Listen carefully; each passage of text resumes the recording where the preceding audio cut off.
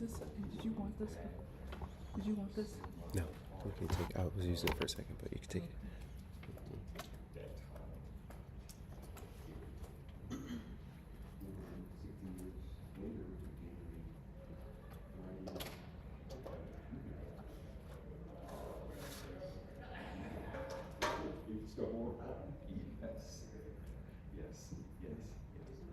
Well, Mr. Krantz, we're going.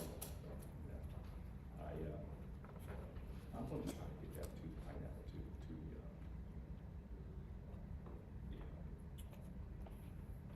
When's the dinner? Next week, Friday night. Yes. At 15. All right. Yeah, I didn't register anything yet, but I'll look on the schedule.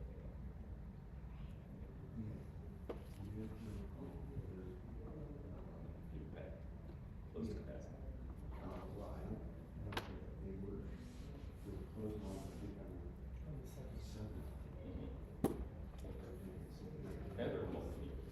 Heather texted me. She says, Jake, I don't think you know about this, but there's going to be a. I'm like, what? It's the live stream program. Good morning. Good morning. Good afternoon. Good afternoon.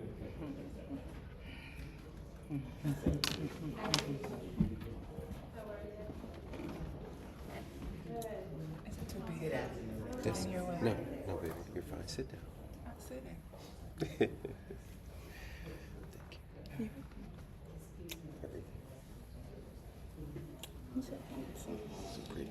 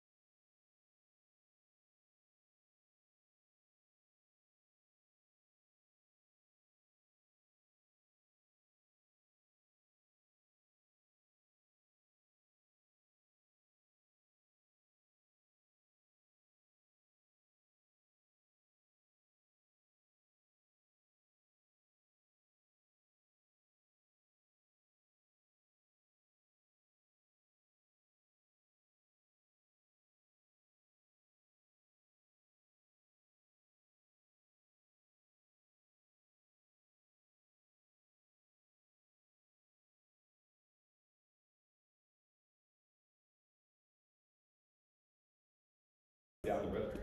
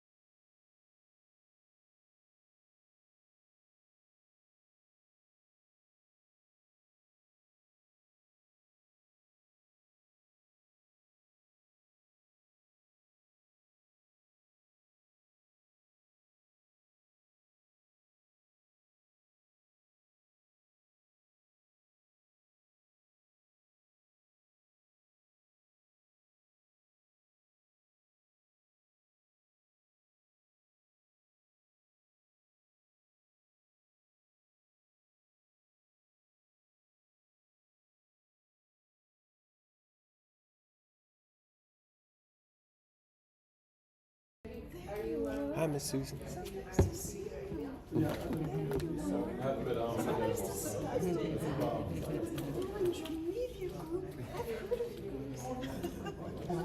to meet you. Great. Nice to meet you. Radio capture device. I did not know that this is I left late, so I was like, everybody must be there. I hope this is the right one. I got it for church. I don't have a name tag. It's blurry. Oh, Margaret didn't show me. See, I'm motivated.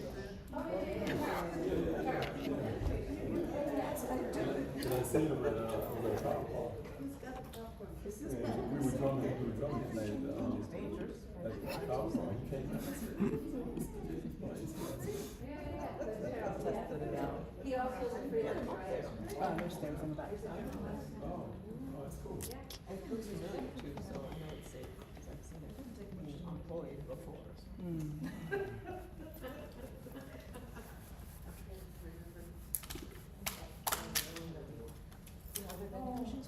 Renee, like,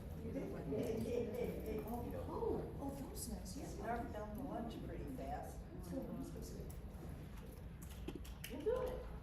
Tell us. Make source visible. Why was it? The sit down with Stuart though, right? Oh, no, I'm in, what's that, listen? Oh. The voice that listen, yeah. Typically see to resources. I just found out.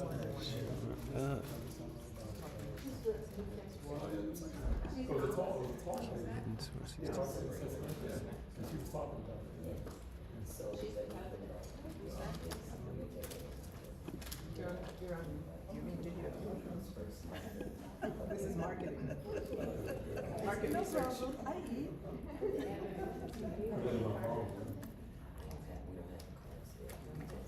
It's brand new. So yeah, you should really go to I'm just saying, I'm the protocol. No.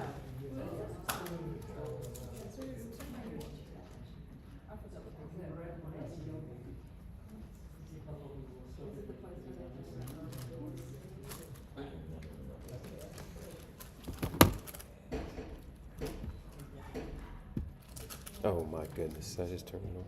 Turn it off. Jesus. Just turned the video well off. Why you do that?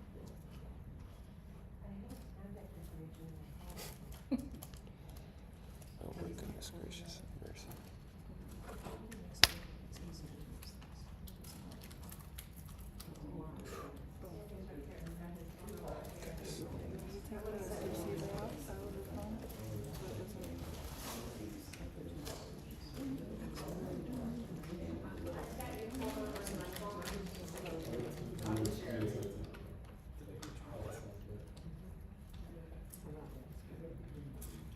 They showed you the variable balance that wasn't full.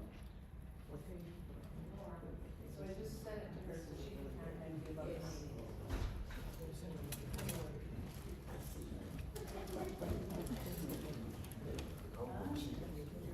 Nothing. Why is it? There's no audio. That's my mother. So we can see Herman see these That's what I said, I'll make sure it gets to somebody. Just show that I paid for the expenses. No.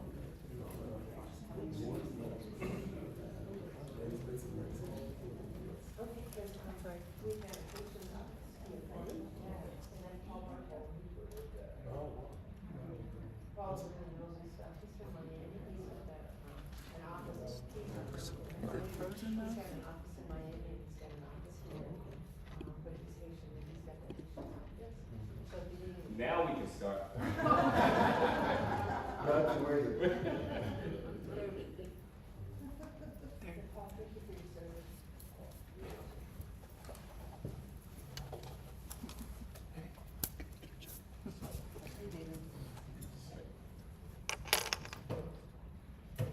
Good afternoon, everyone. Hi, Dave. Good afternoon. Thanks for coming out. Are you the speaker today? No, I know the speaker. Oh, you do? Okay. I do, and trust me, you're in good hands. Oh, okay. I do believe there's going to be some more people that are coming, but it's 1 o'clock and we must stay on time. But thank you for coming out. This is the last lecture for the spring. And if the good Lord is willing and the creek don't rise, we may pick it back up in the fall. So if there's interest, just let me know. I need to know, I need feedback to know if these are the things that you want to hear, subjects, topics, informative, educational things.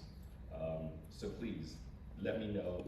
And if you do give me a good feedback, the Dishonest Truth will have a fall schedule.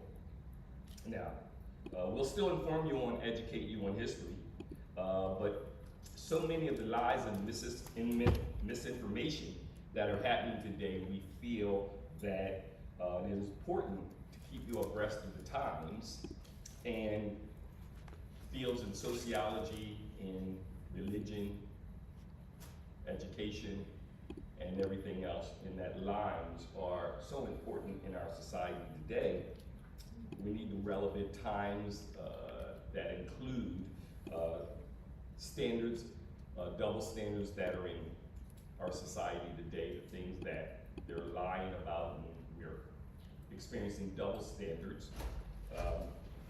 We have racism in our cultures, and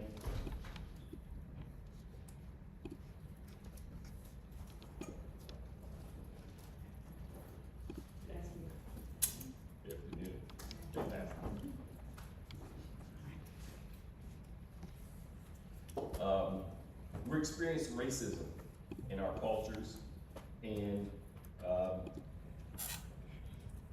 those things that are going either unnoticed, flying under the radar, have to be exposed in our society today. The civil rights, the voting rights, things that are being and are being dismantled as we speak, and the double standards in the what's called nationalism of people today. For instance, when President Clinton was in office, he had a sordid affair, and the Christian nationalists basically sent him to hell and said that no person like him should ever get a Christian support. Well, those double standards, as you can see today, support a pedophile, convicted felon, an adulteress, but they spin the way that they look at it. Not looking at it the way what they said Bill Clinton, they say, well, Christian nationalists say that we should forgive people, and all have sinned and fallen short of the glory of God. But they didn't say that about Bill Clinton, but they say about this president today. So we're slowly being overtaken and by the onset of nationalist views and laws.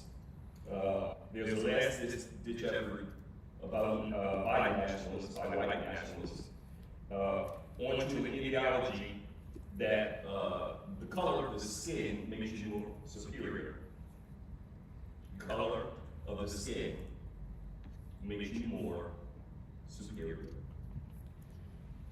Now, you can try to fit it any way you want to, but if you're an indigenous person, Jewish, Muslim, Asian, black, brown, Hispanic, female, gay, poor, a laborer, they're trying to push you back into the days of the post-Reconstruction years, where Jim Crow was more prominent in deciding how society is run. Our civil rights and our voting rights are not taken for granted anymore. We can't do it. We can't sit idly by while they do this, and we won't. Just like Sherman, Goodman, and Cheney, we have people that are involved now. Just like Viola Liuzzo, we have people who are taking that mantle. People like Deborah from Florida Money, Super PAC, who's very much involved in these things. People like Lisa Franklin Forbes from Chat Chew and Do, activist groups out of Fort Pierce, the protege of Reverend Dr. Pinky Henry. We have people that are taking up the mantle on things that either people don't know or don't want to know about what's going on. We have people like like Pastor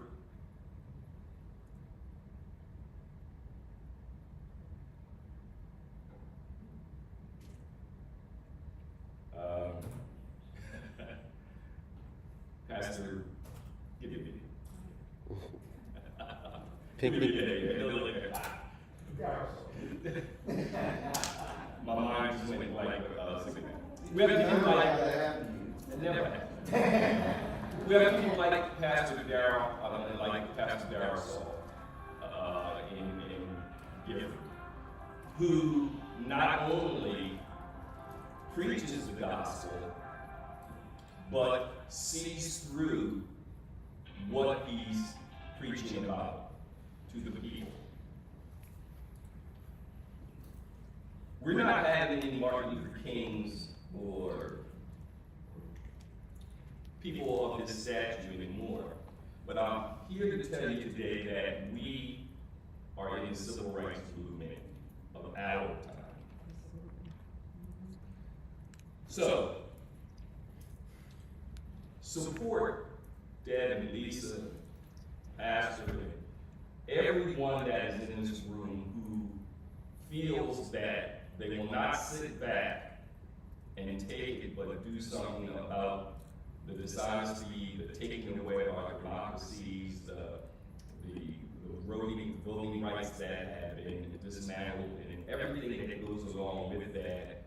If you're not involved in it, contact these people, send them a thank you for doing what they're doing, send them your email number so they can keep you informed. Stay in contact with them because these are the people that have their finger on the pulses. So, these people that are standing in the gaps are people that are watching over the activities that they're trying to do that unfurl every day if you watch the news of what they're trying to do. So, before I sit down, there's an old Chinese proverb that says, in order for a dragon to fly, it has to push against the wind. The wind comes underneath of them, and they fly. So I would like to acknowledge the people that are the wind beneath my eyes.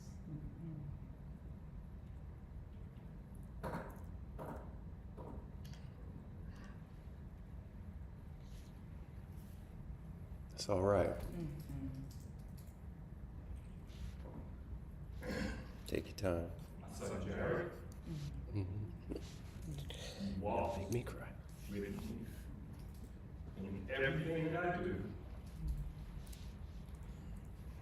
My oldest son JD, not here, who supports me. And my wife Linda, who without her it wouldn't be possible. Trying to do something like this is not just stressful, but it's a little brutal in a way, because it takes a lot of effort to put things like this when you care so much about people to do this, to put it on. So, thank you. And yes, we are even trying to dismantle the military.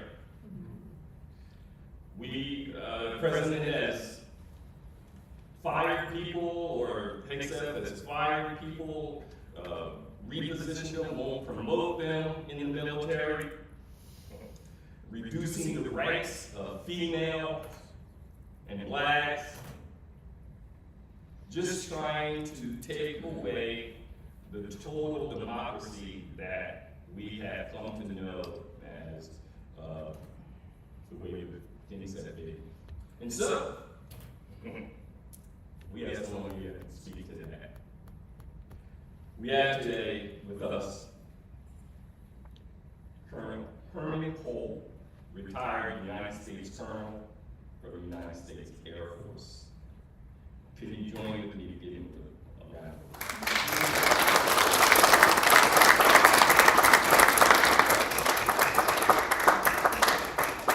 Good afternoon. It is truly a pleasure to be here today. And following JD, I'm giving this presentation, and I give quite a few, but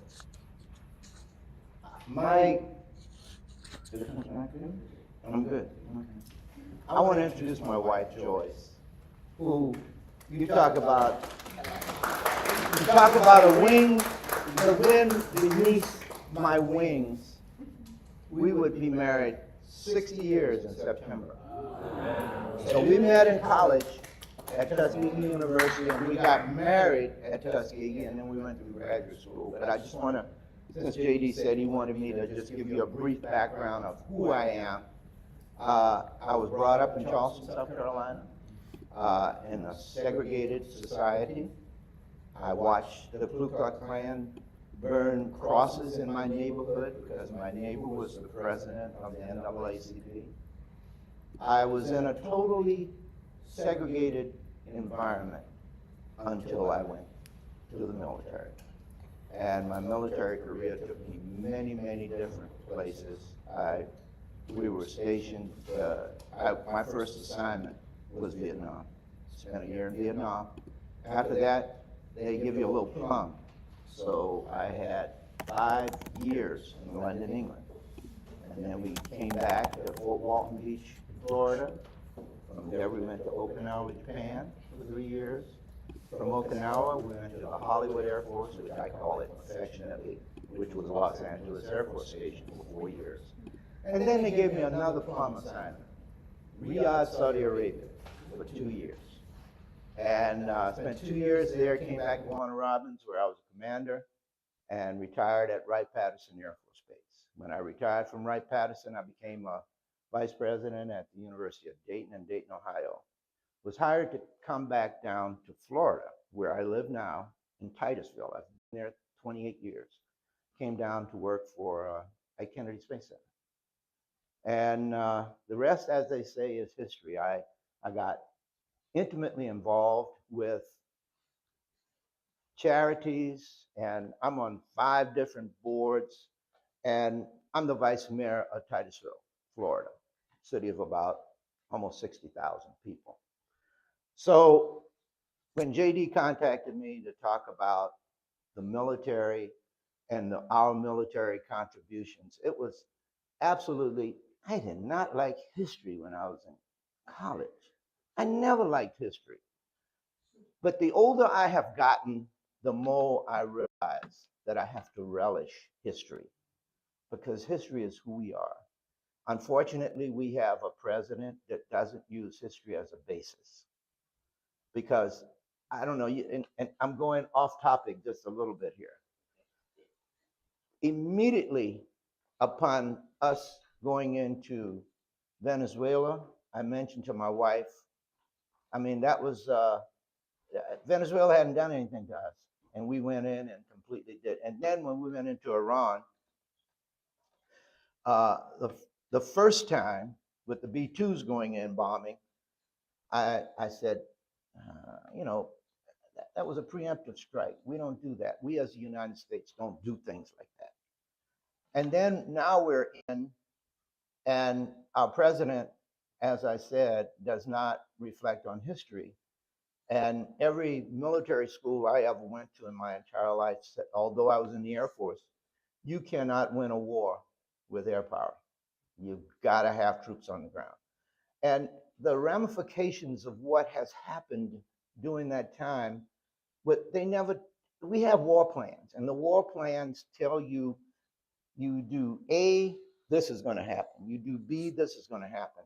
And how they did not understand that Iran could take over the Straits of Hormuz, I don't understand that. I think all the military directives that you could ever find would tell you that that was going to happen. But if you excuse my expression, our dumb shit president has gotten us into a quagmire that understand I'm not in power, but I don't understand how we're going to get out of it. The treatise that President Obama did back in the 2015-16 timeframe was good. Trump came in and tore it up. Right now, I can't see us coming out. We're going to come out worse than what he tore up. So I'm jumping down off my soapbox now. Now, finally get into what I have is. Can you put it on the full screen? So I want to tell the truth about military history, blacks in military history. And the truth is, from the first days of this land to right now, this present hour, black Americans have helped to defend our nation.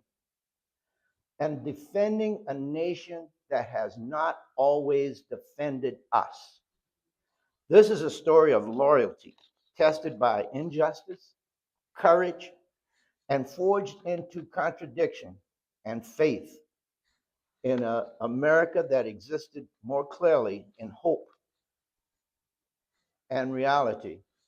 It is a story that spans more than 4 centuries and still continues today. This is a chronicle of black history in the United States. What I've this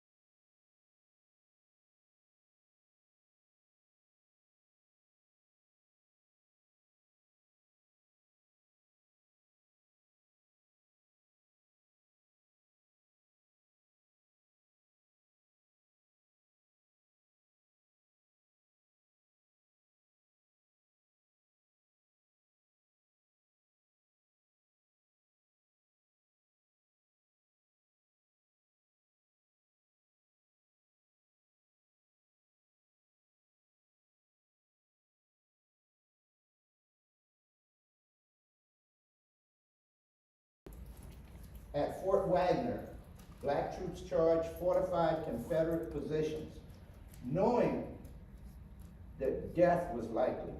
Their courage silenced critics and inspired abolitionists.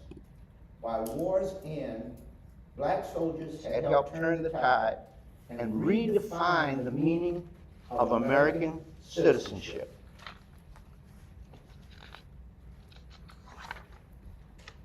So after the Emancipation Proclamation, we ended up having the Buffalo Soldiers. But before I go on, during that time, there were 14 blacks that received the Medal of Honor, which is the highest honor the military honor that you can see. The Civil War proved that truth. Freedom did not arrive as a gift. It came as a demand enforced by sacrifice. So the Buffalo Soldiers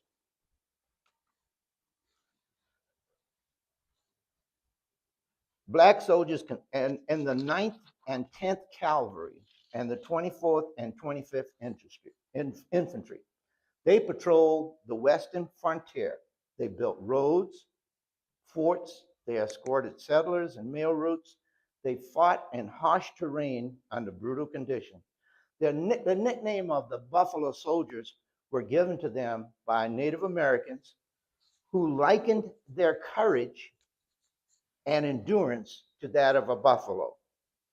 Despite the exemplary service, they faced constant discrimination, inferior resources, and hostility. They experienced hostility from the civilians that they were protecting. And at home, Jim Crow laws flourished, lynching increased, and voting rights vanished. Democracy abroad, segregation at home. Most of our soldiers during World War I were relegated to labor battalions, digging ditches, unloading supplies, burying the dead, but some fought. This same thing that we see here, I saw in my neighborhood when I was 5 and 6 years old, and it left an indelible impression on me.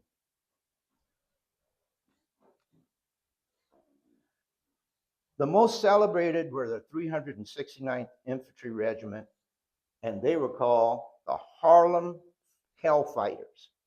They were denied combat roles by American commanders, and they were placed under the French. They spent more time in continuous battle than any American unit, never losing ground and never surrendering a prisoner. They returned home decorated by foreign nations and ignored by their own. In uniform, they defended democracy. Out of uniform, racism at home. Now we go to World War I, and I show this because my great-grandfather, was in the Navy during World War I. 20 years, and he was a cook because that was all that he was allowed to do. Now comes World War II. My uncles and my father served in World War II. Over 1 million Black Americans, 1 million Black Americans served during the war. They were pilots, sailors, tank crews, medics, clerks, and engineers. Now, I'll go to a topic that's very near and dear to my heart, the Tuskegee Airmen. I mean, no words can describe exactly what they did. This is the Mustang is the airplane that they flew, and the Thunderbolt, and the Air Force painted the tails of this trainer. This is a trainer that they use in flight school. They painted the tails red to commemorate the Tuskegee Airmen. Quick story. Back in January of last year, our president, in his infinite wisdom, decided to do away with anything pertaining to minorities. He was going to do away with anything that referred to Tuskegee Airmen and take it all out of all of our academies, Air Force Academy, West Point, Naval Academy, Coast Guard Academy. Well, the president of Tuskegee University is a retired two-star general. And he worked in the Trump administration, the first Trump administration. He was the Assistant Secretary of Education. And I immediately called him and I said, Mark, can we do anything about this? And he said, not to worry, we are. So 2 weeks after he took it out, he put it back in because it was obvious that he didn't want anything that depicted blacks as doing anything great in the military. So I'm going to go through these relatively quickly, I think. Moulton Field, that's where it all started. The Tuskegee, the recruits came into Moulton Field. If they didn't have college degrees, then they went to Tuskegee to get their degrees. There's a misnomer. A lot of people ask me if I'm a Tuskegee Airman. And I said, I'm not old enough to be I'm old, but I'm not old enough to be a Tuskegee Airman. The only connection that Tuskegee University had to the Tuskegee Airmen was it was where they got their education. The rest, everything was done at Tuskegee. General Benjamin O. Davis was the commander of the second commander. The first commander they had a white commander because we still had a segregated military. His father was a general in the Army. He went to West Point, 4 years at West Point, and nobody spoke to him. He was isolated, and he graduated, and his son became a 3-star general, 4-star general. It's amazing some of the obstacles that we overcome. I show this because this is on Tuskegee's campus. That statue is a statue of Booker T. Washington unveiling the blanket or the cloak of ignorance off of slaves. And that's a statue that, go back a minute. Okay, what just happened? Bear with me a second.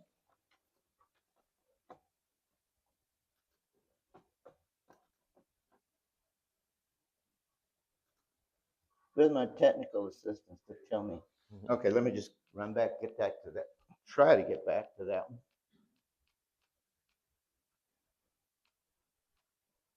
I was going to point out that the picture that was on the screen was of Chief Alfred Anderson, who was the chief flight instructor at Tuskegee for the Tuskegee Airmen. If you watch the first Tuskegee movie, it depicted a young black captain taking Eleanor Roosevelt up on a flight. Eleanor Roosevelt arrived at Moulton Field and basically said, I heard that they told me that blacks could fly. Who's going to prove to me that blacks can fly? Well, Chief Alfred Anderson decided that he would be the one. Interesting side note, he taught me how to fly. He was still flying. He was still a flight instructor at Tuskegee when I attended Tuskegee in the 60s. And he was younger than me. He was in his 70s. And he was still sharp as a tack. One quick story about my wife. So I took her out to Moulton Field, and I said, come on, I want you to fly with me. So she's in the back seat. Chief Anderson's in the seat, and I'm flying. She gets a little bit nauseous. We put her out in the middle of a field in Alabama in the 1960s. And I'm like, Chief, you're going to put my wife out there? He said, you got insurance on her? I'm like, yeah. He said, well, we okay. So then she gets back in the airplane, and she has a little... I didn't leave you. He told me I had to take off. We came back and got you, though. I think we did. Yeah, but then she had a little problem in the airplane. And when we got out of the airplane, Chief went in the hangar, got a bucket and a rag, and he said, you mess it up, you clean it up. I've got little stories in between.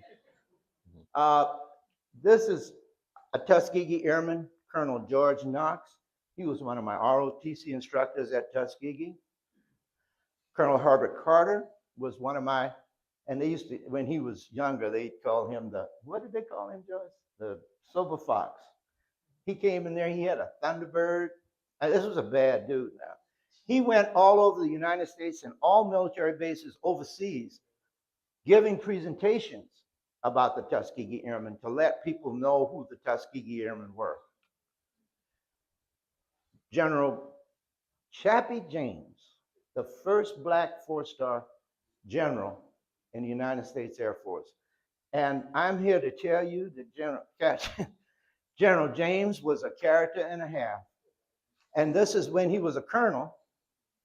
And he and whoever that little pretty girl in the middle is, they pinned on my second lieutenant bars when I was, and that was quite an honor. Chappie James graduated from Tuskegee, and he came back and spoke at my commissioning. And that's his wife and his son pinning on his 4th star. Now, the other connection I have is this gentleman here is my uncle, and he was an original Tuskegee Airman. And that is him in the yearbook up here. So I have a total connection to that. Now, I show this one. This is my uncle. This is my son. My uncle, before he went to fly in the 99th Pursuit Squadron, worked in the Ford Motor Company on the assembly line.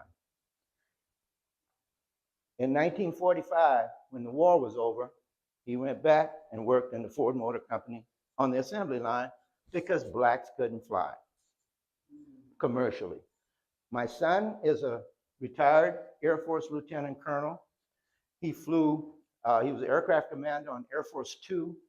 He is presently a captain at United Airlines. The interesting thing about that is this year is 2026. Less than 1% of all commercial pilot captains are black. Less than 1%. And this is, last time I checked, was 2026. So obviously, they always put him out front in everything they do. He's been on magazine covers, but he's handsome like his dad, so what the hell? Everybody says he looks like his mom, but come on, give me a break. So I had the opportunity. I had been retired about 8 years when my son retired. So I was able to put my uniform back on, and I retired him, or like he says, I roasted him. I really roasted this poor kid. So now we go to Korea and Vietnam.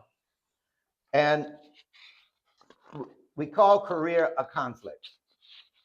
We call Iran an excursion. We call anything that we want to call it when we're trying to look for a justification for what we did. But the Korean War was actually the first war that we had when we had total integration of the forces.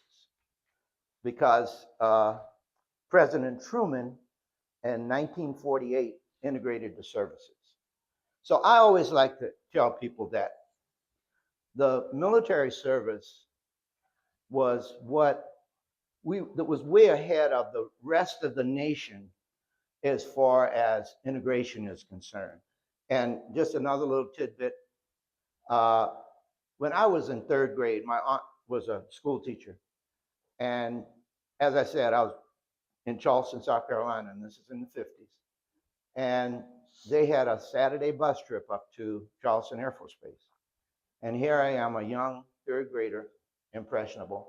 I go up there, and as soon as we go through the gate, I see white and black people together. I see black officers, I see white officers. I was like, man, I know this is what I want to do. Impressionable. So when it was time, I knew I was going to join the Air Force, but I knew my parents, there was no doubt that I was going to college. So when it was time for me to go to college, it had to offer two things. They had to offer Air Force ROTC and architecture, because that's what I wanted to be. So at that time, I could not go to any of the majority schools.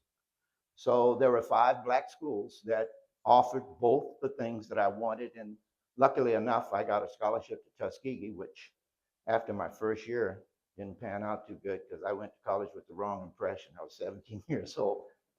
And true statement, it was until I met Joyce the second semester of my first year. And she said, well, you know, you got to study. I'm like, why? And she said, well, if you're going to date me, you got to study with me. And she said, well, let's go to the library. I'm like, where's the library?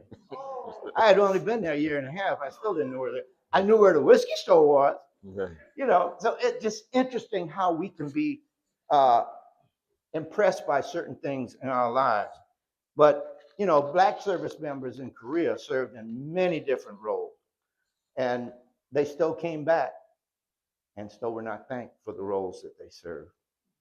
So now we'll go to the one, I don't know who that young, handsome guy is, but I was 24 years old when I went to Vietnam.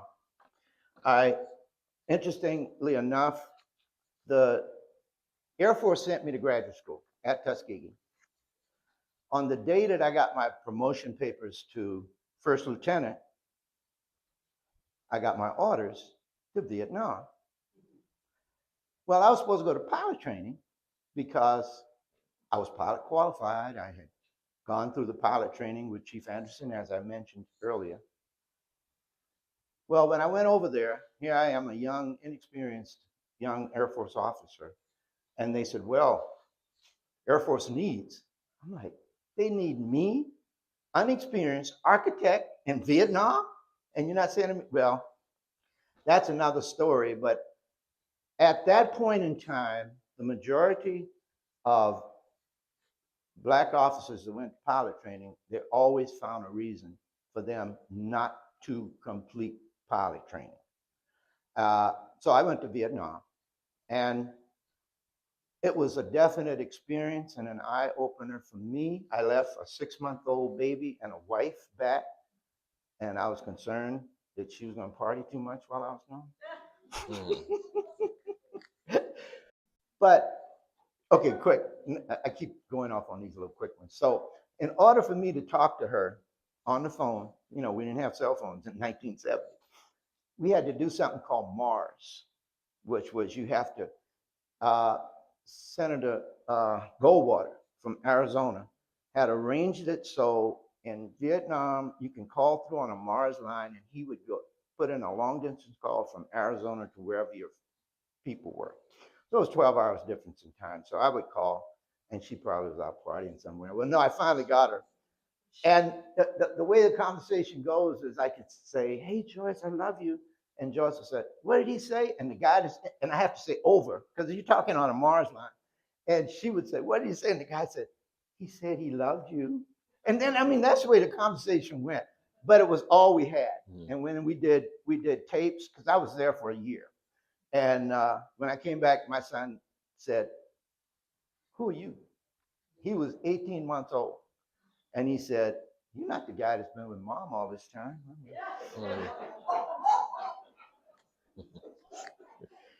But, you know, many of we lost 58,000 people in Vietnam. 58,000.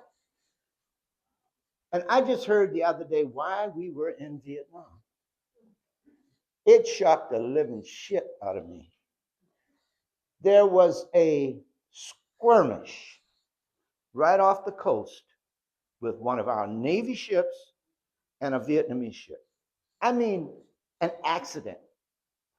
President Lyndon Johnson went and told Congress that Vietnam was going to attack us. And that was the time during the Cold War where anything that was closely related to communism, we were going to fight. That's what got us into a war where we lost 58,000 people, and those that we didn't lose came back with PTSD. They came back maimed. They came back as drug addicts. You know, I was lucky because, don't ask my wife, but I came back and my mind was still there, I think, because she'll think that it's not.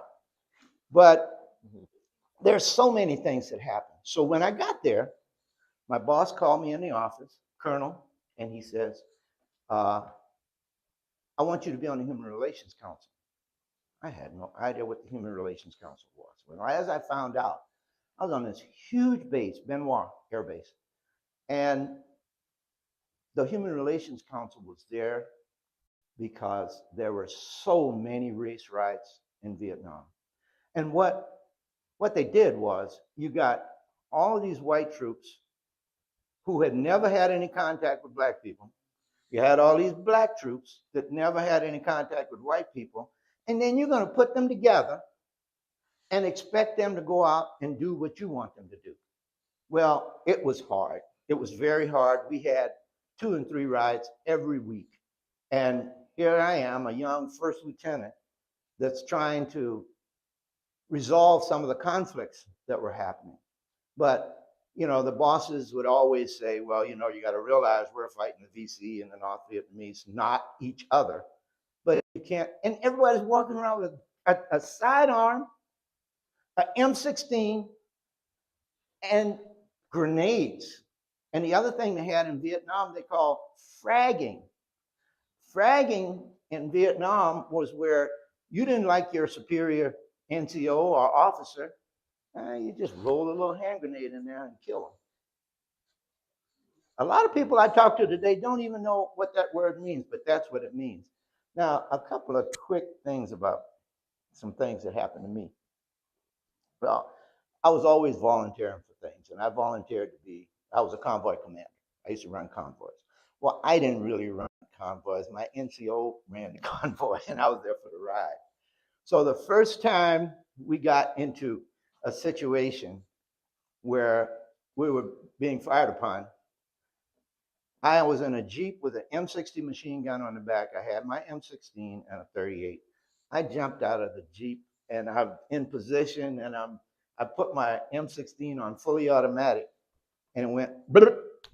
And my chief master sergeant, who was there with me, and he was from Mississippi. I always remember this. He turned to me and he said, "Now, LT, what you gonna do? You got no more bullets." And he had a bandolier with all these magazines on it. I said, "Chief, you're gonna give me one." And I asked him to promise me that he would not say anything about what happened. Well, when I got back and I walked into the squadron, everybody was calling me Lieutenant Quick Draw. And as far as, you know, I have another racial story. So I had a chief master sergeant that worked for me, and he treated me like I was the best thing since sliced bread. Well, some of the black troops came to me and they said, "LT," he said, "you don't know what Chief is like in the dormitory." I'm like, "What? I mean, Chief's a good guy." "No, sir, he's not. He goes up and down the hall, and he's nigger this and nigger that, and he gets drunk." I said, "Man, that's hard to believe." So he said, "Well, why don't you come to the barracks one night?" So I went kind of incognito and stayed in one of the guys' rooms, and sure enough, what they said was true. So here I am. I'm a first lieutenant, but I really haven't been on active duty for about 2 months.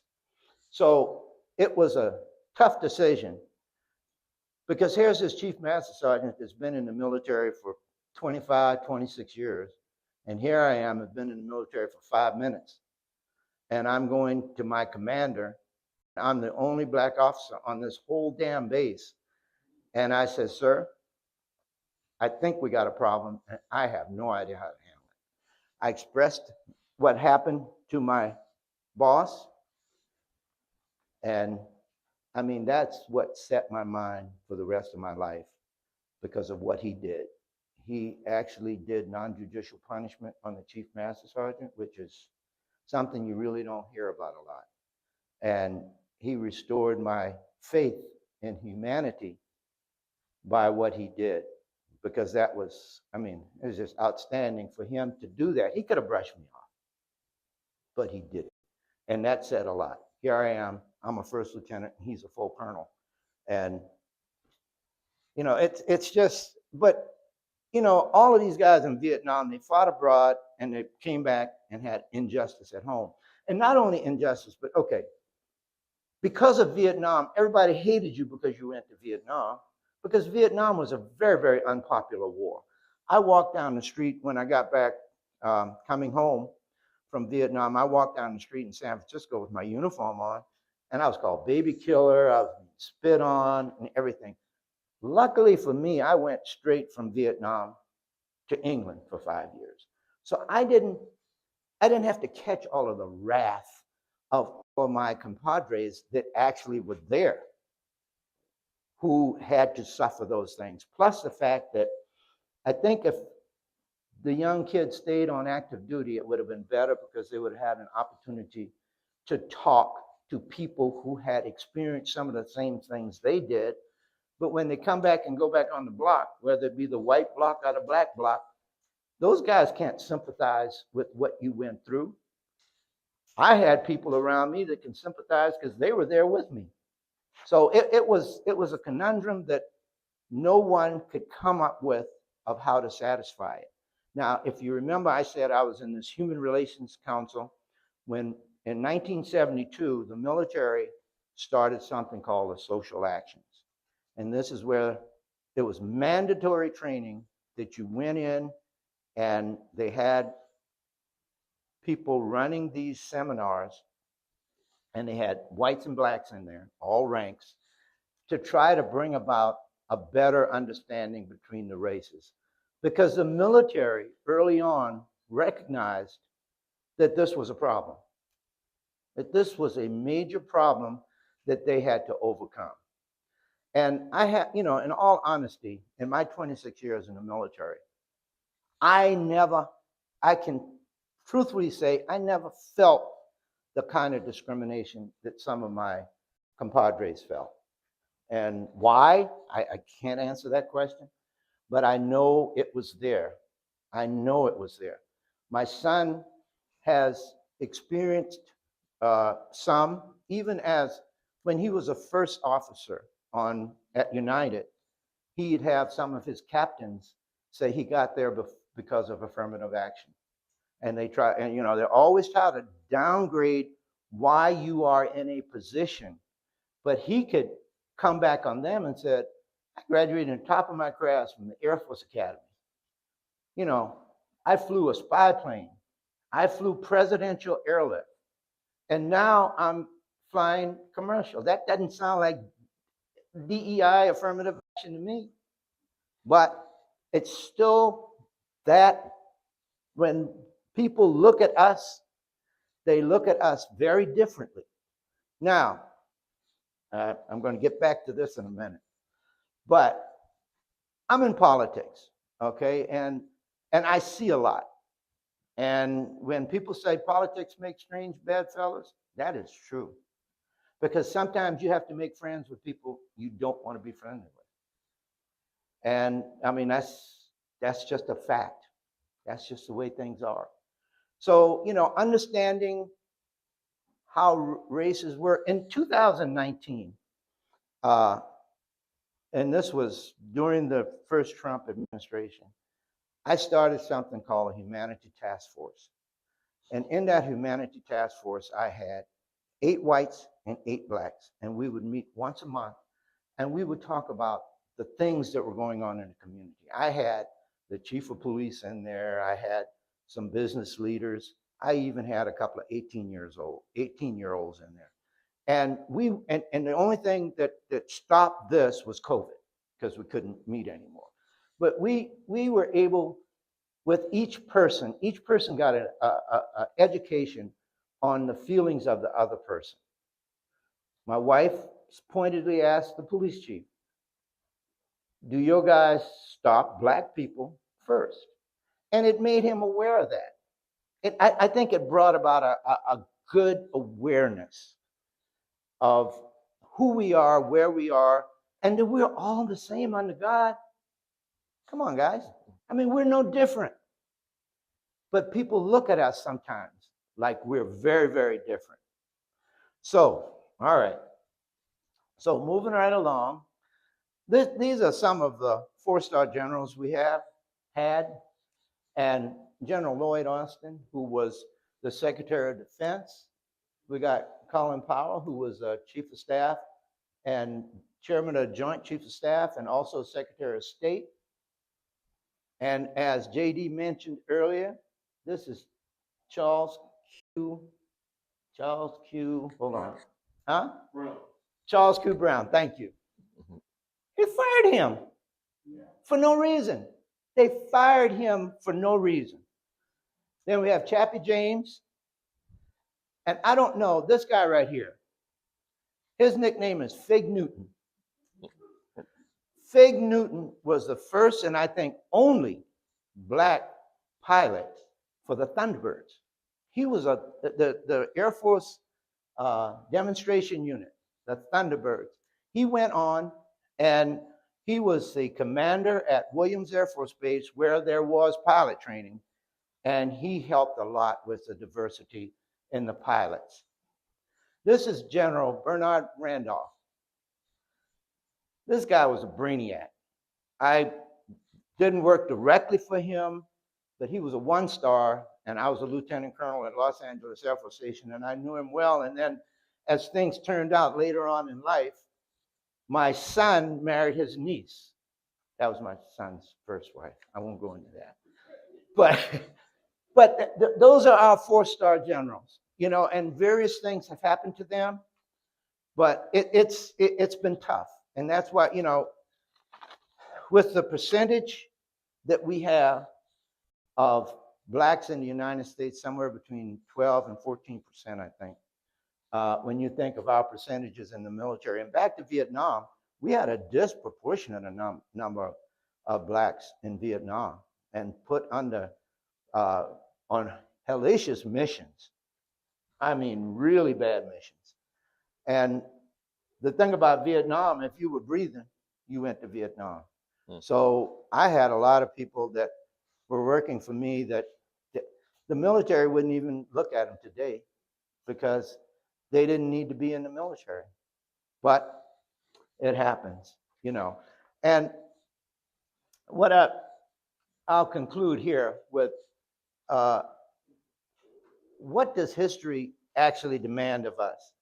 It reminds us that Black Americans never waited for America to be perfect before we served. We never waited. And if we keep waiting, we'll probably never serve because nothing's perfect. It teaches us that patriotism is not silence. It's a participation with conscience. It shows us that the fight for freedom abroad and the fight for justice at home are not separate struggles. They are the same. Black military service helped integrate the armed forces, which helped integrate the nation, as I said earlier. Veterans return home with leadership skills, discipline, and morale, authority that powered the civil rights movement. They wore the uniform abroad and demanded democracy at home. Today, we honor those who served with guarantees, those who sacrificed without equality, those who believed in America that was still becoming, still growing. America's still growing. It lives in every recruit, every veteran, every citizen who understands that freedom is not automatic. It is protected, defended, and renewed by sacrifice. May we tell this story fully. May we honor it honestly. And may we prove worthy of the legacy entrusted to us. Thank you. I think we're going to have question and answer. Oh, I got it. Can I tell a joke? Can I tell a joke? A clean joke. Yes. Okay. Is it a clean, fast joke? Well, you know, jokes are short, you know. So my grandmother told me that there are two things in life, only two things in life that you have to worry about. One is whether you're healthy or you're not. If you're healthy, you don't have nothing to worry about.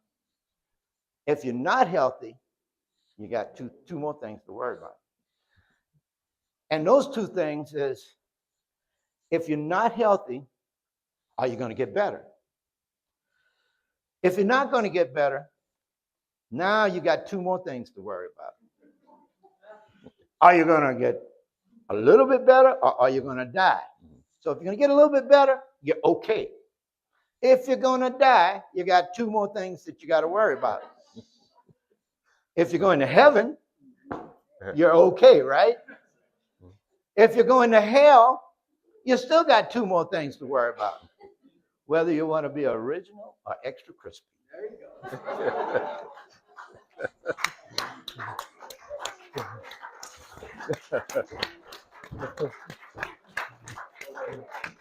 Thank you. Is my mic on? Is my mic? Is my,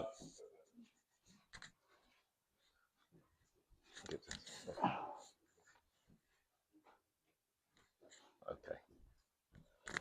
Thank you, Colonel Cole. I know that some of you might have, or thought you might have known a lot about blacks in the military, but coming from the aspect of someone who's served, from the perspective that what they've gone through, of how they related to it, you may not have understood or known about it. You'd have to be in that situation to know or understand it fully. But Colonel Cole is special because not only does he serve in the military, but he serves people when he's outside of the military. He's taken upon himself to stay involved. And as I had talked about previously, that we are in our own civil rights movement of today. This is our civil rights movement. And I mentioned some names that were taking the places of some of the civil rights people back in the 50s and the 60s. And one person, Reverend Dr. Pinky Henley, was not here when I mentioned her. And she's an activist from Fort Pierce, and which we really, really thank for the leadership and the activism that they do. And so now we're into a question and answer period, and we have 40 minutes for question and answers. I just want to briefly do the workshop, or whatever it's called, cleanup. But we have 40 minutes for the question and answer period, where you can give the questions to Reverend Colonel Cole. Man, you Reverend Doctor? Yeah, I didn't am. know since I'm you ordained. Yeah, you are. And so we have 40 minutes for that, and then we have to clean up. You can take pictures at the step and repeat if you'd like. And what I'd also ask, as in last time, I do this by myself with no help from anyone. I don't charge anything. I just ask for donations. And as I had said earlier previously, that a dragon, in order for it to take flight, needs wind to push against. Because the wind goes beneath its wings for it to take flight. That's a Chinese proverb. Another person that I would like to thank is Hand Consulting, who has been very supportive of the efforts of the Dishonest Truth. And that has to be known, because not everyone you see in the civil rights movement is right there and you can identify and you can know who it is. There are some people who are in the background who still lock arm in arm with the message, with the progress that is being made, locking arm in arm with the cause and saying that we will overcome. And so I do like to extend my appreciation. Another person that is here, when I talked about Viola Liuzzo, who would take places of people like that, I would also extend that enlightening view to people about a Krista Story, who is president of the Democrat Women's Club, who not only does she give her time and her effort and her talent, but she is the type of person who I'm sad is that who keeps their fingers on the pulses of what's going on in our community and in our country. Give these people your attention. Call them.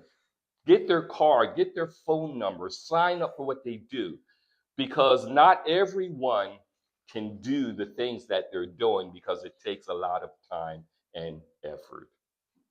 And also on the voting aspect too, please understand, you can talk to Deb Grundle or Chris Story or Lisa or Reverend Dr. Henley. These people know about, you may not be on the voting roll if you think you can vote. You may think you can vote, but you may not be on there because they take names off every day for some reason, somehow. You didn't vote last year, you didn't dot your I on the last signature, your L was changed on this. They find every way they can to stop you from voting. And as the old saying goes, well, my vote doesn't count. Well, if your vote doesn't count, why are they trying so hard to stop you from voting? So please pay attention, keep your fingers on the pulse, know what's going on, be informed, be educated, and then vote. So now that we're there, like I said, when we wrap this up, I would appreciate any donations that you can. When you leave out the door, the question and answer period will last for, now it's only 35 minutes instead of 40 minutes. That's because you talk too long. Oh, I'm sorry. All right. So, do we have any questions? If we have any questions, Jared, you want this one or you want mine? You got one? Oh, okay. Okay. Well, we have a question. While you're walking over there to do a question, I got to do a thing for my wife. In 1965, Joyce worked on a program in Lowndes County, Alabama, where she worked on voter registration. 80% of the people in Lowndes County were Black, but there were no registered voters in Lowndes County that were Black. And she worked on that as a student at Tuskegee. And, you know, there's some things that, you know, I get up and I give all these speeches and stuff, but my wife has done a lot of things in her life. And I just want to give homage to her, especially since tomorrow is Mother's Day.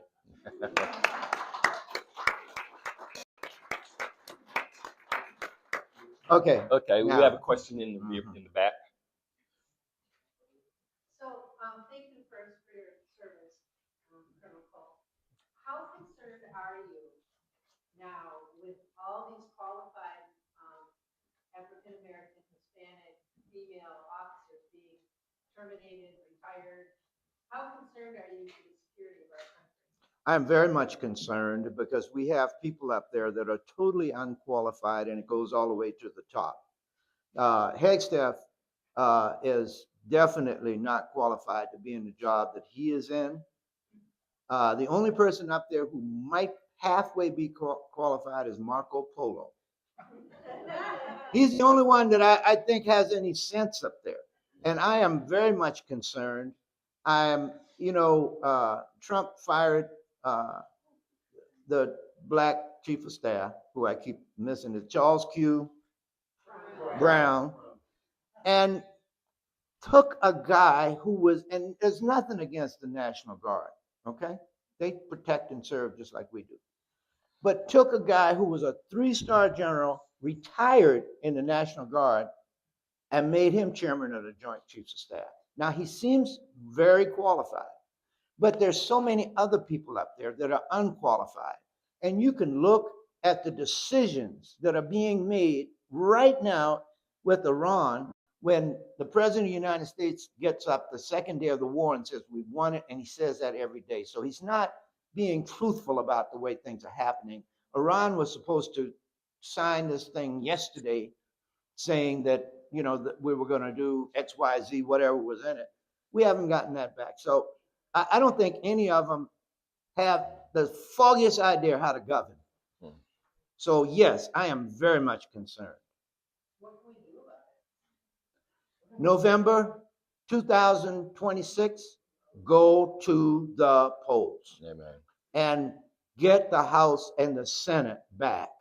Because right now there are no guardrails whatsoever to stop him for doing anything. I just saw something the other day where he decided he was going to paint the reflection pond blue. He gave it $5-6 million to a person that he knew. It wasn't even competitively bid. His kids are making huge sums of money off of owning drone companies and working with people in the Middle East. Very concerned.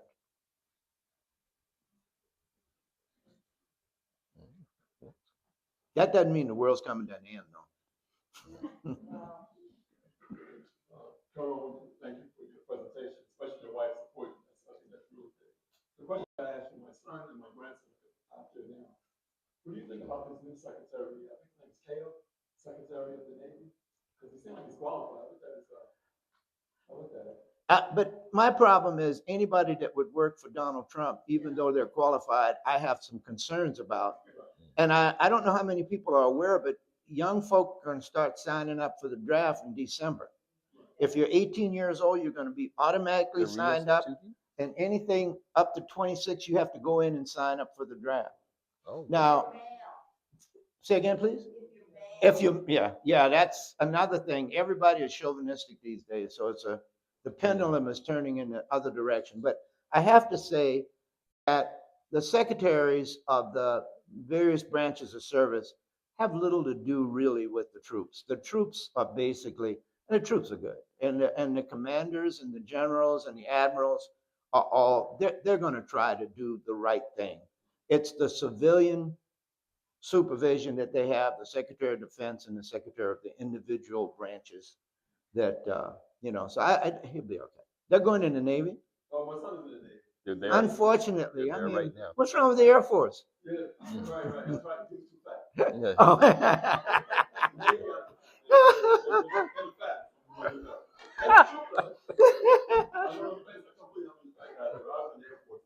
Oh, well, you're a smart guy. You're smart. Oh, okay. What happened, we always talk about what's going on, and we didn't have to worry about the leadership. So I'm just trying to figure out how long this is going to go on, because my son and my grandson is out there. The thing is, who knows? Because you need a crystal ball. Because what I think the lack of understanding, and having lived in the Middle East for a couple of years, the mindset of the Middle Eastern people are very different than our mindset, specifically Iran. They don't give a damn if they get killed and die. So you don't, and in Iran right now, you don't know who's in charge. They haven't seen the Ayatollah. The Revolutionary Guard is out there. You don't know if they're running it. So you get so many mixed signals. I don't know how we're going to get out of it. And for Trump to say yesterday we're going to see Iran glow, that is alluding to an atomic bomb. The things that he says are just, I believe the boy is a year younger than me, but I think he's senile. My wife tells me I'm senile sometimes too. So, Linda? Go back to Vietnam. No. Yeah, I just want to go back to Vietnam. I was a teenager when Vietnam War was occurring. And my ignorance, I had no idea that there were race wars during the Vietnam Because War. they were not. I don't know if anybody else did. No, they would not publicize something like that, and a lot of the stuff was quashed down. So what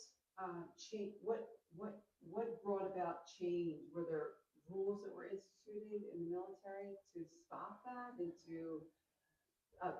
punish soldiers for? Yeah, but not Nothing specific? nothing specific. And like I said, we had that Human Relations Council, which the offset was the Social Actions Program, which all the services were involved in, and it was a required 2-week training.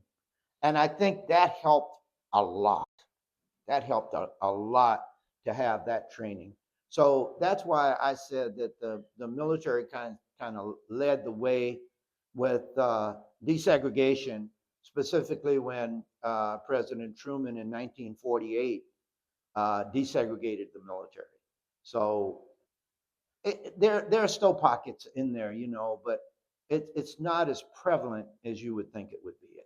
I'm talking about it as far as I know at present time. Thank you for your service. Thank you for your presentation. I'm particularly concerned about the military's role overseas, and it's wonderful, that you've been able to tell us a lot about your own career. I worked with the Department of Peacekeeping Operations with the United Nations for 26 years, and that is a peace-building role abroad. We see NATO regressing, Department of Peacekeeping Operations is not getting enough funding right now. Maybe we could talk a little bit about how what's going to happen. We know there are going to be changes. And it was heartwarming to hear you say that when the Tuskegee Airmen presentations and so on were taken down, you were able to do something about it. It wasn't me now. I just made a call. My president of Tuskegee University, I'm saying, did it. So. Well, exactly. But I'm curious as to whether you're part of different organizations that are poised to help with rebuilding. There's so much rebuilding that's going to have to be done, once there's a change, because everything has been scaled back and is in a very terrible place right now. You're very right. And I mentioned before about Trump and knowing about history. NATO, which he is just dead set against, NATO wasn't formed to protect Europe. The underlying reason NATO was put together was to protect us. And we had people stationed in England, Germany, Spain, all throughout Europe. He's talking about pulling because the German chancellor made a bad remark about the war in Iran, how Iran was beating us. He's pulling 5,000 troops out of Germany. This was for our protection against our biggest enemy, I guess we could say, was Russia. But the rebuilding is going to happen. Our next president is going to have to be a definite diplomat to try to go in and build the bridges that were burned down by our present president.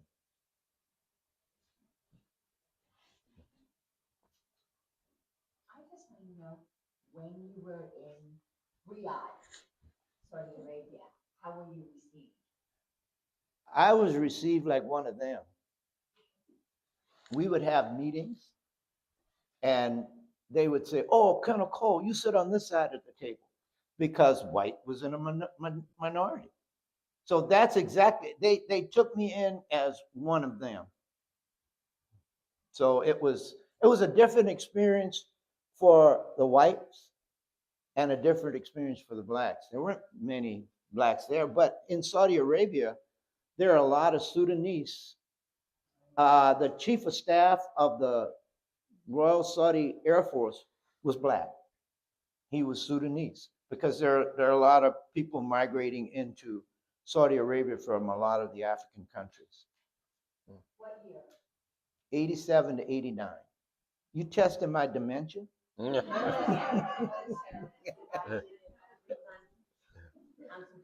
because women work over there in 1982 and 83. Well, not only that, but we had a situation where we had a briefing from a young female captain who was the expert on what we wanted to talk about. And she came over, but she couldn't give the briefing because we were briefing Saudis and she couldn't give the briefing. Saudi Arabia is an interesting country because there's no booze. And I think they're finally allowing women to drive now. But there's no booze for the poor people, but everybody else has booze. All the princes and stuff, they have booze. So, they I was invited out to one of the prince's house, and he was a colonel in the Saudi Air Force. But even though the ranks didn't mean as much if you were His Royal Highness or something like that, this guy had a huge place with a disco floor in the middle of the place there, and booze all over the place. So it's a very hypocritical society, very hypocritical. The next. Oh. It is believed by many that the involvement of the United States into the Iran war is pretty much based and pushed by Israel. What's your position on that? I totally agree. There's no other reason for us to be there. They don't have a nuclear weapon right now. And there are other ways to do it, especially, President Obama did that treaty back in 2015, 2000 timeframe.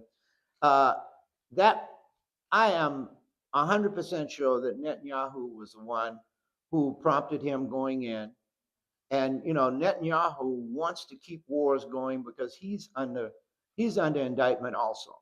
So it's interesting that we did it, and like I said before, there are no guardrails. He does whatever he wants to do. Do you think it's possible because Netanyahu knows something related to Epstein that he's holding over his head? I wouldn't doubt any of that. There's Yeah. no doubt about anything. And by the way, I tell people all the time, I'm not on the Epstein file. But if when I lived in Los Angeles, if P. Diddy had invited me to a party, I'd have carried a bunch of baby oil with me. I wouldn't have taken my wife with me. I have a question. This is to go back to after the World War II and to the Vietnam War, when blacks were coming back home with the GI Bill. Can you elaborate more on how the GI Bill was not offered, or it was not used by blacks, that led to them having less of a foundation and not able to buy homes and didn't afford generational wealth. Generational wealth. Yeah. What more can I say than what you already said? Okay, next. Seriously. Yeah, What he's saying is, when our guys came home from World War II in Korea, blacks could not get the GI Bill. And the GI Bill, the guys used a lot of that to build homes, to buy homes and stuff. We weren't able to do that. Well, not me, but I'm saying we in a generalized fashion as black, were not able to build generational wealth for our families because it was not allowed. Getting back to what Linda had said before, and the idea of the race riots and things like that were prevalent in Vietnam. I was wondering if you could compare it to the type of racial unrest that was here. And the reason I asked that is a friend of mine said that when he got deployed, he actually found it better, race relations better in Vietnam. He said they were not great, but they were better. However, he also happened to be at Camp Lejeune when they had a huge riot there. Mm-hmm. So that's what he was comparing it to. The problem with, any riot, when you got guns, and everybody had guns, that exacerbates everything. But one thing, just this divergent.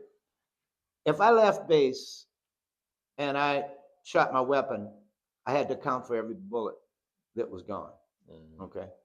And I'm gonna go back to Vietnam one more time. The reason we did not win that war is because we did not fight that war. Because at my base, when we got on the rocket attack, which would come from Benoit City, my wing commander had to call the village chieftain and get permission to shoot back. And we never went above, and we never took B-52s up the North Vietnam, if we had taken B-52s up to North Vietnam would not be existing. So that was it. But the reason we went into Vietnam is so bad. So that means that, we have not won a damn war since World War II. We've been in Korea War, the Vietnam. We haven't won any of those damn wars. We're not going to win the one in Iran either. So learn from history. Learn from history and understand history. Like I said, I didn't like history before, but I like it now. I agree completely. One other thing, as JD knows, I can't help but when I get a microphone in my hand. One of the things that is in the news now, and kind of getting back to the idea of voting and the fact that, yes, we need to get out in November. One of the things that's in the news right now, of course, is the gerrymandering that's taking place and the disappearance of representation. There was someone who had a very interesting twist on that, and that was that the fact that all of these areas are, we have much more Republican red areas, and in order to get that, some of the areas that were 90% Republican or going to vote without a doubt had to be diluted. And therefore, if there's a surge, some of these areas where Democrats had to overcome 90%, now only have to overcome 30 or 40%. So your vote means so much more right now. Get out there and please vote. Well, look what's happening in Memphis right now. I mean, they've taken Memphis is a majority black city. They're cutting it up so that the black vote won't count. And it takes people, and I hate to say it, well, I'm going to say it anyway, like you white people, to help us, because that's what happened during our civil rights. Because I was involved in the civil rights movement. We had as many white people helping us, Catholic priests, and helping us. The Jews were helping us. We wouldn't have gotten to where Dr. Martin Luther King would not have gotten to where he got, and to try to get us the rights that without the support of many, many people from many, many nationalities. When I marched in Charleston in Martin Luther King marches, and we had to sign a statement before we marched, and that statement said, if we did ever look this way or that way, somebody called us a nigger or somebody spat on us, we had to keep walking. If we didn't, we would never march again in any one of his races, in any one of his marches again. So it was strictly nonviolent. Now, the other thing was that on the other side of that coin, you had Malcolm X. Okay, Malcolm X was very different. Malcolm X, Joyce and I went our sophomore year, I think, and Malcolm X spoke at Tuskegee a week before he was assassinated.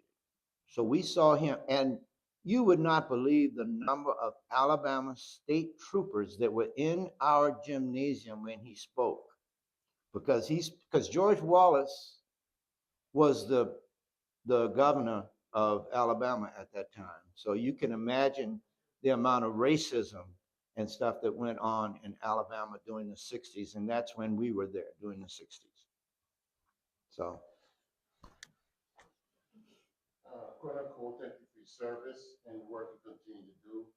Could you elaborate on the position we're in today, vulnerability with regards to military logistics, missiles, equipment, the fact that we're expending so much, and that in the event China decides to poke the bear, or Russia, we don't have that capacity anymore. Thank you.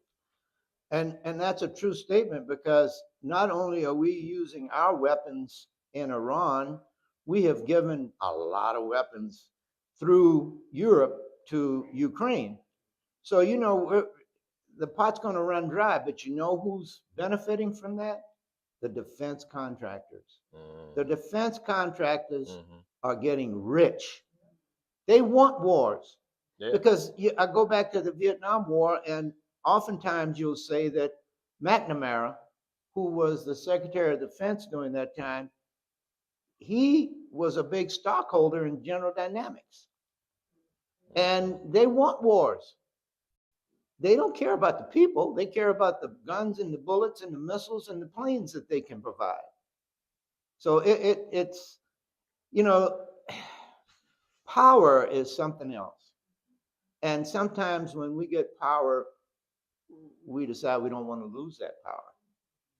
And we don't use it to the advantages of the people that we're supposed to be serving. Elected officials are supposed to be serving the community, not serving themselves. And I speak from experience because I've been an elected official for 4 years, and I'm trying to be one again for another 4 years. And the constituents are continually telling me that they pay my salary, my $11,000 a year that I get for being on the city council.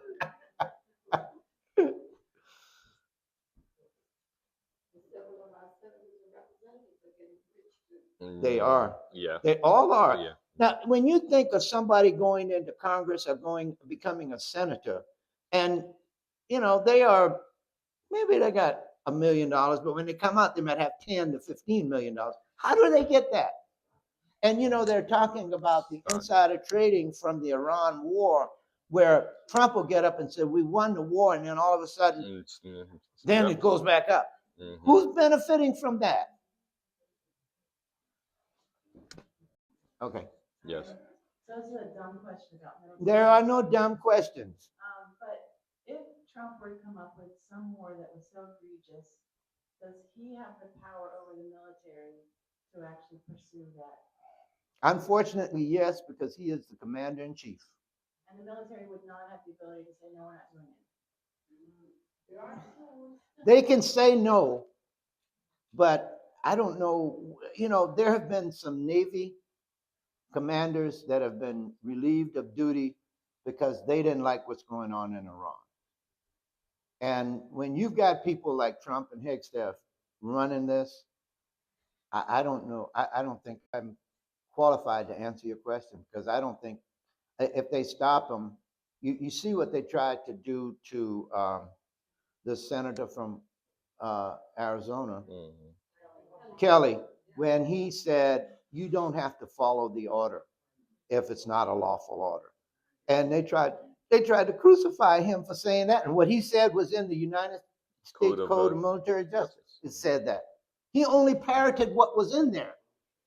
And Hegstaff, the dummy, is going to try to prosecute him for saying that. You know, huh?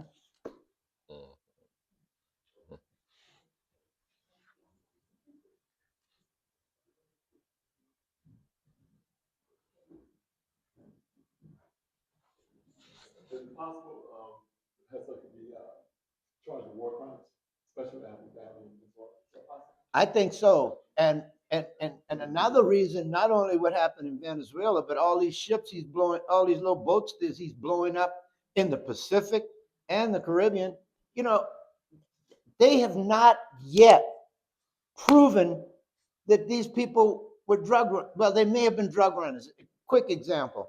I've got friends who are in the Coast Guard who they do drug interdiction, and they'll pull up on one of those boats. The majority of the time, they have no weapons. They're just people that are trying to make money for their families. Now, they got drugs in the boat, but the Coast Guard confiscates the drugs, and the guys go back home. But the people he's killing right now, these are not the kingpins. These are just guys trying to support their families. And you know, the drug problem is there because of us. If we didn't want those drugs, they wouldn't be selling the drugs, you know? So I don't know if our approach is right or if our approach is wrong, but something has got to be done drastically to stop the direction that we're going in. My brother-in-law was just on the phone with my wife before we got here, and he said, I would not want to go overseas for anything right now because we're hated. Everybody hates us because of the optics that we portray, that we're better than anybody else. Yeah, okay. We have another question. Time for one more. Well, thank you all here those who did serve in the military, including my husband who was in Vietnam. Okay, we've got a big challenge in front of us. And I think all of us here realize that the huge challenge is motivation. I sit here and I listen to all these wonderful people speak to their concerns.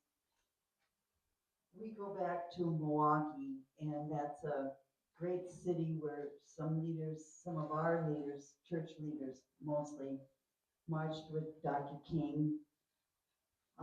Maybe you've heard of Joe Alwinger, a leader of the Lutheran movement in peacemaking, and Jim Groppe, Father Groppe, who led civil rights marches. But what I want to point out here and to urge all of us and to remind me is that it's good to listen and we learn, and our hearts are all sympathetic to the mission, to the motives, but we've got to move on from that. And I don't think any of us will miss putting our ballot in either the mail or the box. But we've got to work, we've got to educate people. We have to help them open their eyes to just all that's going on. I mean, from the Supreme Court to dog catcher, they're captivating political process, not just the politics of it or the policy of it, but the process itself. And we probably all realize that, but how do we convince the others? And all this redistricting that's going on, that's going to be an uphill ballot because we have to look under rocks for votes, legitimate votes. And after the election, hold on, this midterm election, because it's going to be challenged. Every election is going to be challenged. And we have to know how to accept that challenge, how to answer it with legitimacy, honesty, integrity, and all of our voices. Amen. Yes. And you made a good point there. You said motivated. And we have to be able, and I'm talking to we in this room, because everybody in this room is going to vote. It's that we have to get other people motivated, understand the consequences of not voting. We've got to do that. That has to be our individual job, to go out and do this. Yes. Thank you for your service. I too served in the Vietnam era, and I certainly relate to a lot of things that you have gone through. And so my question to you is that basically we had to be very humble. I had to basically take orders from people who came from the farm, didn't know what was going on, and this, that, and other. So how long did it take for you to acclimate, to the point that you could be a little more spoken to what's going on now, especially when there's a lot of people around us and we're not going to take this any longer. We need this now. So how long did it take for you to adjust? That's a good question because, as I mentioned in the introduction, that I went to segregated schools in the South. My university was Black University, Tuskegee, and all of a sudden I go to Vietnam. I am in a dormitory or a place with 14 white officers. And here I am, I graduated from a HBCU, and these guys are from MIT and Air Force Academy. For the first couple of months, honest to God, I felt inferior. But I'm a sponge. I just sat back for the first month or so and I just listened until I was able to get a voice. And once I got that voice, it was kind of hard to hold that voice down because I was not going to be. But I approach things very differently than some people. And I think you've noticed from my demeanor up here, I believe in humor. And humor has opened a lot of doors for me. And it still opens doors for me right now. And I tell one of my sayings is you can raise all the hell you want to in the vestibule, but you got to get in that door. If you don't get in that door to make a change, your yelling and screaming doesn't do you any good. So it takes time to acclimate to that. And as in Vietnam, when you got the young brothers in there taking orders from white NCOs, uh, they don't understand it because it never happened before. That's not the way it worked in their community back in 1970. Okay, you understand? You were in. You know, it's hard. It's very difficult. But I always feel that you have to assimilate. You assimilate, and by assimilating, and I'm always truly trying to educate my friends, and I have a lot of white friends that every time I'm with them, we talk about stuff, and they listen, and I try to not be overt. I'm just doing it through humor again. And I think I've brought some people are not coming around. But to your point, we're not going to change anybody when all they listen to is Fox News.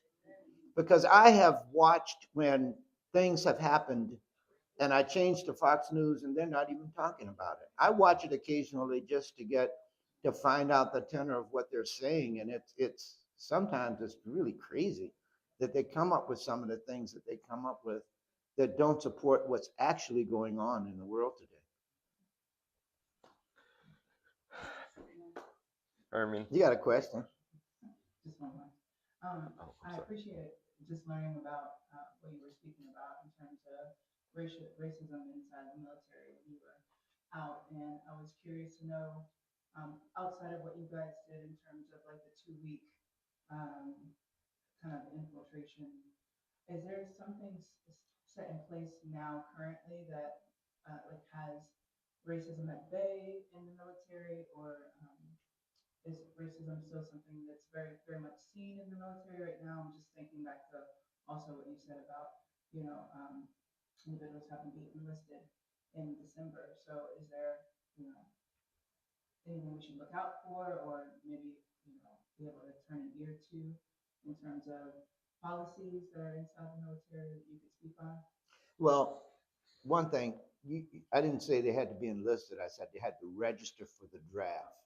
And the draft has not been initiated yet, but Trump is laying the groundwork for the draft to be initiated. So there's a lot that we need to listen out for.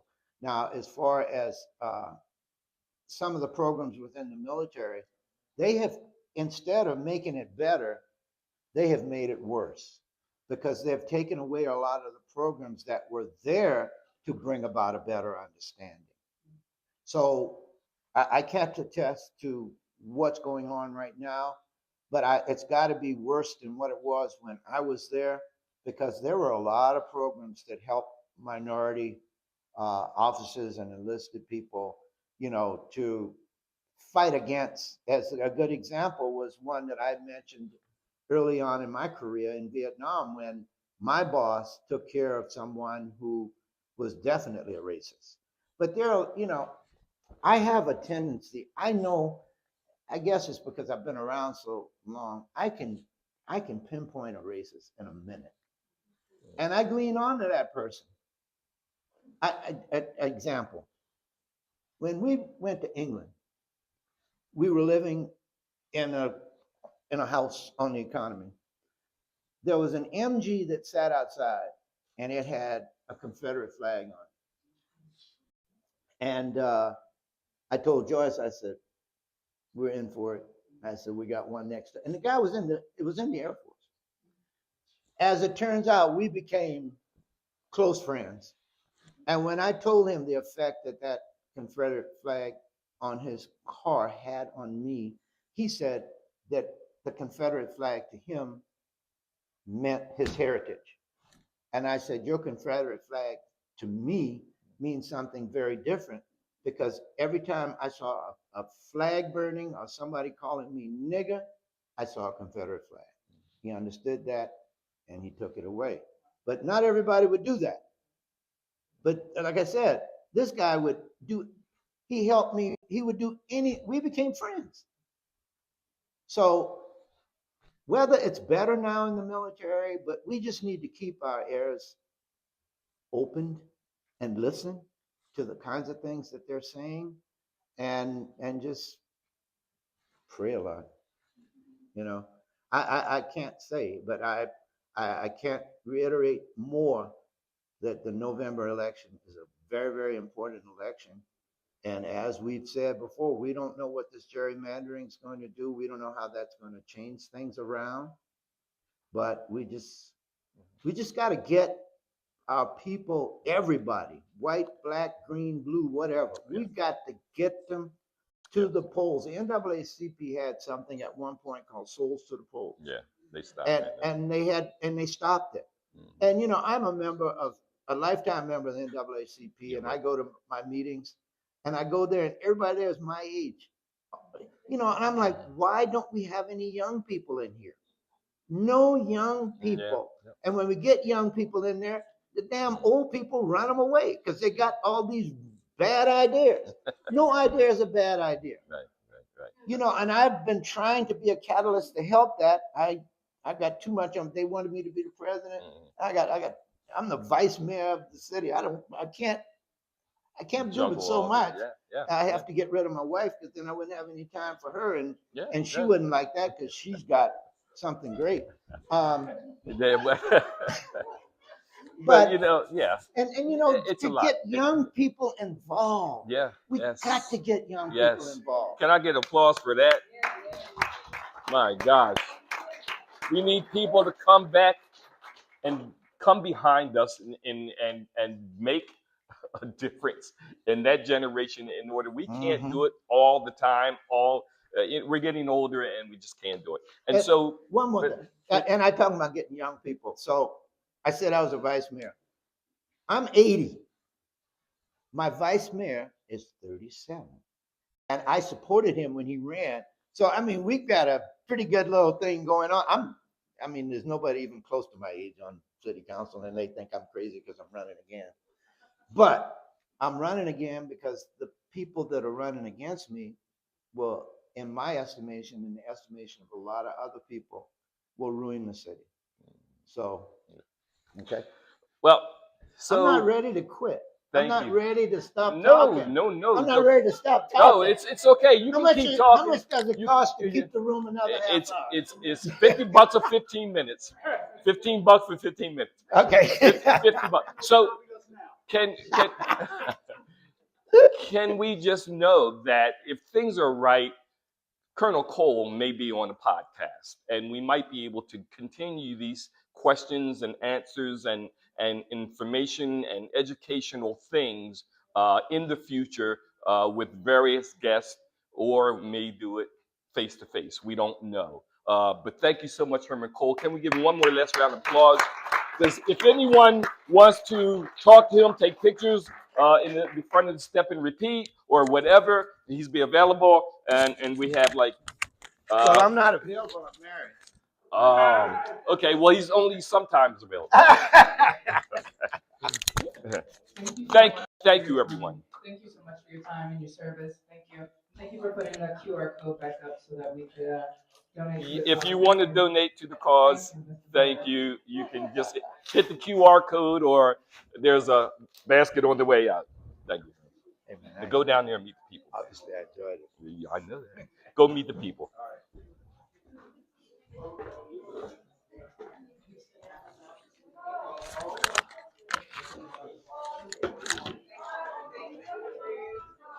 Hey, one more thing I forgot.